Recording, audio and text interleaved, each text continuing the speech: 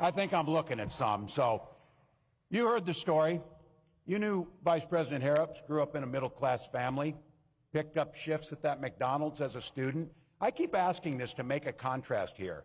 Can you simply picture Donald Trump working at a McDonald's trying to make a McFlurry or something?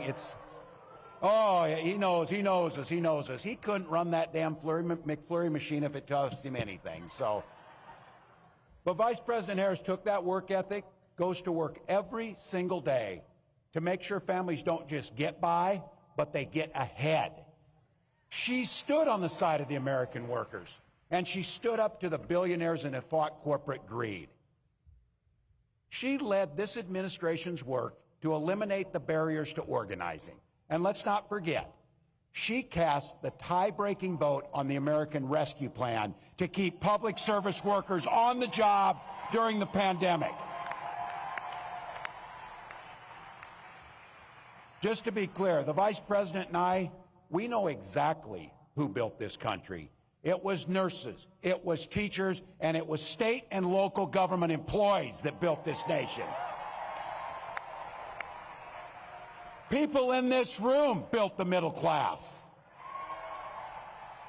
And it's not just a saying, it's a fact. When unions are strong, America's strong.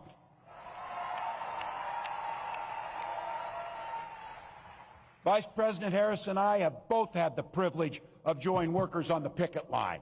And it's why, as governor, I signed one of the biggest packages of pro-worker policies in history into law. In Minnesota, we made it easier for workers to form unions. We strengthened workers' protections. And yes, we banned those damn captive audience meetings for good in Minnesota. Last time I said that at a union meeting, they sued me over it. It was the best thing to get sued over I ever said. We're going to continue to ban those meetings. But we did more than that for families and AFSCME workers that are there every single day. We did things to improve people's lives in a real fundamental way. We guaranteed free breakfast and lunch to every single child in Minnesota. That helped a whole lot of school employees, AFSCME members, keep their students engaged and keep them in the classroom learning. Today, Minnesota is one of the best states for workers in the country. I'm surrounded by some that aren't, so the Vice President's vision is to take those worker protections to every state in the union. Every state in the union. I keep saying this, I know you know it, but I think it keeps us focused. We all understand it in here. You've heard me say this. I know I'm preaching to the choir a little bit today, but the choir needs to sing. The choir needs to sing. And just so you know who's not in the choir, Donald Trump and J.D. Vance, they see the world very differently than we do.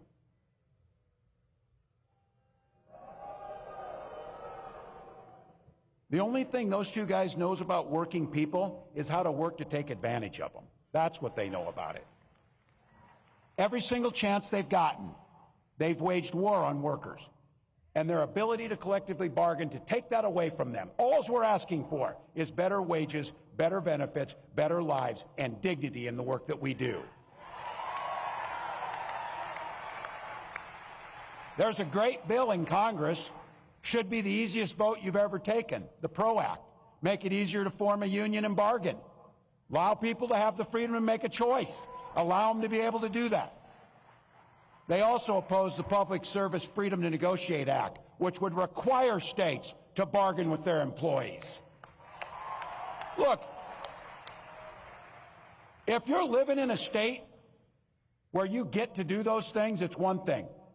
But our family and our neighbors and our fellow Americans are living in states where they don't have that. So when it comes to these so-called right-to-work laws that deprive us of the right to be able to form unions, fund what we need, Trump has said he supports right to work 100%.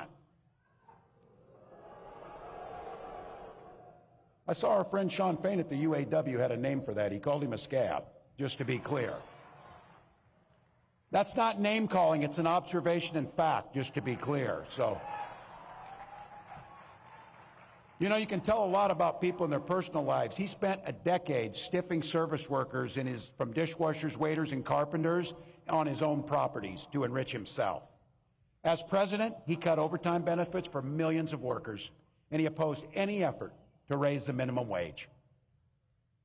That's all you need to know. You don't have to ask twice. We know who they are. A guy who goes to Mar-a-Lago, and this is a direct quote, he sits there and tells his friends, "You're rich as hell and we're going to cut your taxes." I believe him when he says that.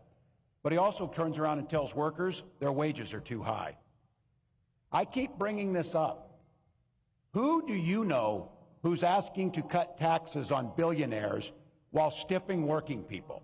I don't know anybody. And I'll tell you what, I think there's a lot of people think that they're on his side or voting for him, that when you put it to them like that, they start thinking things differently.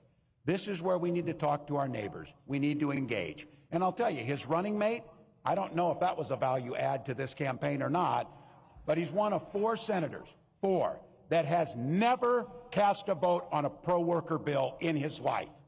Not once. A stop clock's right twice a day. This guy can't get it right once. Not once for workers. And by the way,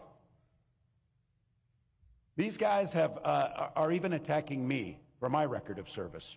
And I just want to say, I'm proud to serve my country, and I always will be.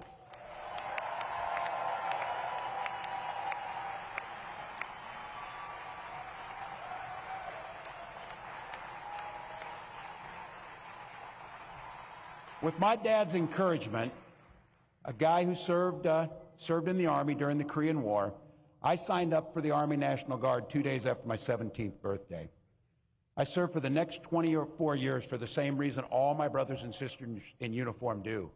We love this country. Then in 2005, I felt the call of duty again, this time of being service to my country in the halls of Congress. My students inspired me to run for that office, and I was proud to make it to Washington. I was a member of the Veterans Affairs Committee and a champion of our men and women in uniform. I'm going to say it again as clearly as I can. I am damn proud of my service to this country.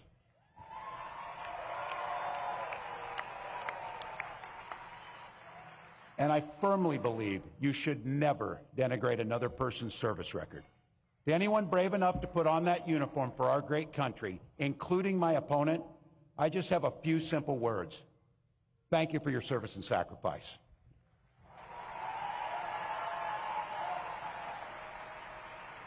But look, it's not what they've done that we should be concerned with here today. It's what they're going to do. One of the clear goals of that Project 2025 to-do list is to put the screws to working people, making it harder for us to collectively bargain, allowing employers to drastically cut overtime or even eliminate it. And make no mistake about this, Donald Trump and J.D. Vance want to eliminate Ask Me and all public sector unions altogether. Hell, they're even going after the 40-hour work week. Someone was joking and said, "What's next, child labor?" Oh yeah, that's in there too, by the way. Reducing the rules around our children, putting them into dangerous jobs again. The folks who came before us spilt blood and treasure and spent their lives working to give us dignity and safety in our workplace, so you can simply do a good day's work and go home to your family safely at night. Project 2025 will take all that away. It'll also repeal what you worked so hard for, the Affordable Care Act and its protections against pre-existing conditions, and they'll gut Social Security and Medicare. I said this too.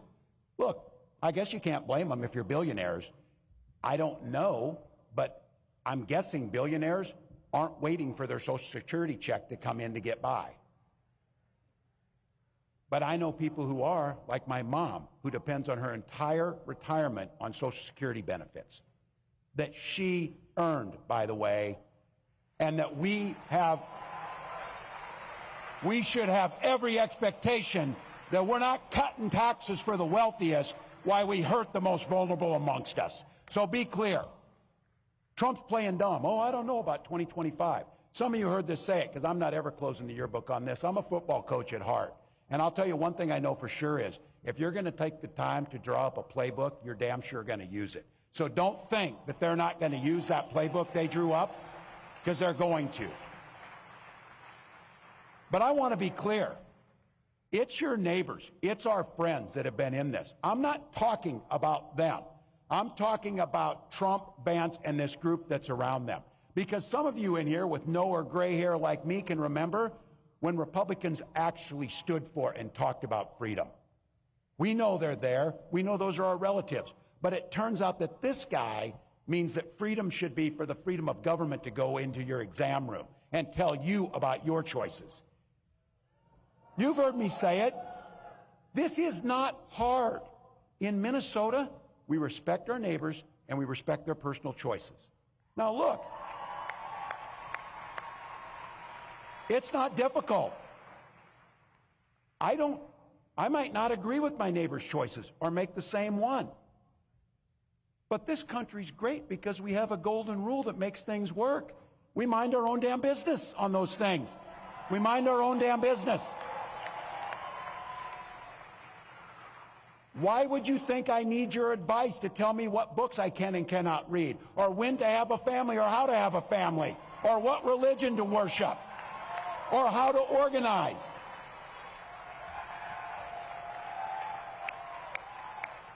You stay in your lane and I'll stay in mine. That's not that difficult.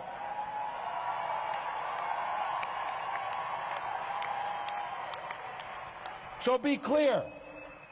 You watch our next president as she comes out on stage, and she comes out to a song about freedom. When she's talking about freedom, she means you're free to make your own health care decisions. You don't need us. You don't need us. And as a school teacher, I'll tell you what. Children should be free to go to school without worrying about being shot dead in their classrooms.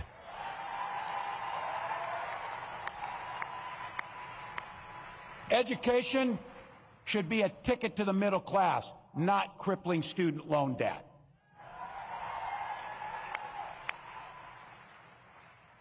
Here's the thing. We don't have that long to go here, but think about the future that we can create. We know what the past is. We know what these guys are going to do because they wrote it for us. Convenient of them to write it in Project 2025, so we know that. That's not the future we want. We want the future, and here's exactly what Vice President Harris will do when she gets to the White House. As president, Vice President Harris said she will sign the PRO Act and the Public Service Freedom Negotiation Act right into law. Done. We will stand together on the fundamental principle to collectively bargain for your own lives and your own jobs.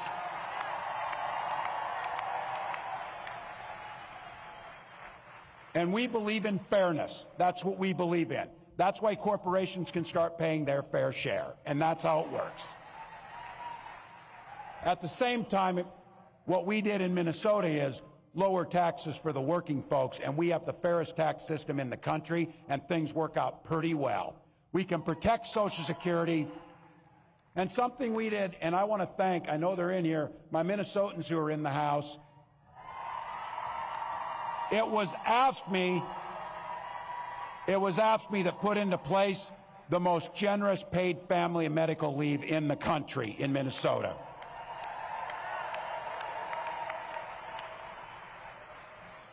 We're investing in our public schools, and it's, yeah, I'm a little biased on this one, but I think you're probably with me on this. How about we give our teachers a long overdue raise for the work that they do?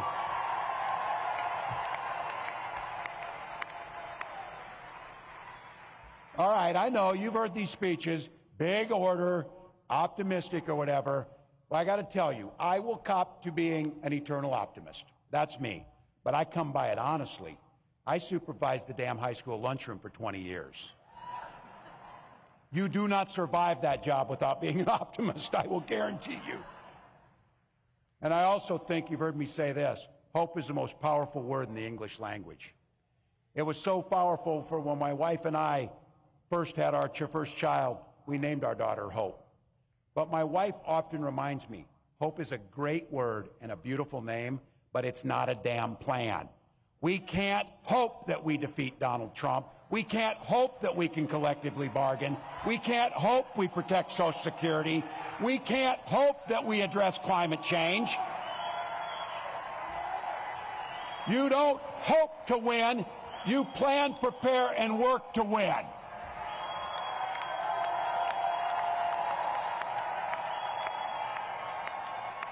Look at this place. This place is filled with people who like hard work. These are people who get up and enjoy hard work and know how to get it done. So what do you think? A room full of 1.4 million Ask Me members, and this room here, how many voters do you think we could turn out in an hour? How many friends can we bring to the polls? We got over 4,000 people in this room. We won states by less than 10,000 votes in some cases. And I don't know about you, and I know it. This is going to be a close, tough race. It is going to be a tough one. But if each of us does an extra shift, an extra hour, a little bit more, we get to wake up on that morning after the election and know that the work we did transformed the lives for millions, transformed generations, impacted the world. Ask me. That's how it happens. That's how it happens. That's a plan. That's how the hope turns into the reality, turns into improved lives. It's just like that. We organize, we donate, we volunteer. Look, I've been around you people. I know the jobs you do. I know what this president does, because I thought you had to register to vote in Minnesota. You were out there so much for me because you were living there. You turn elections. You turn lives. You negotiate contracts. You press legislatures to do the right thing. We know how to do this. We've got 84 days to take control of our own destiny. 84 damn days. And I've said this, you hear me say this. That's easy. We'll sleep when we're dead. We'll do the work now. We'll do the work now.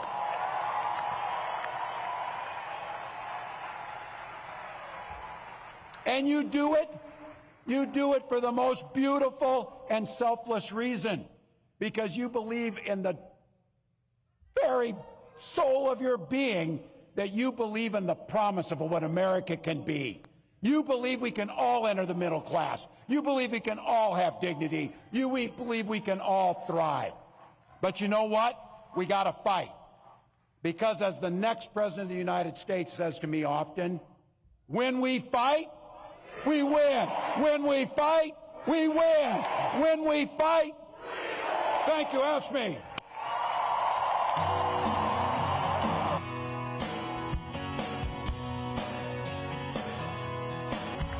Let him hear you, Alfred! Let him hear you! All right.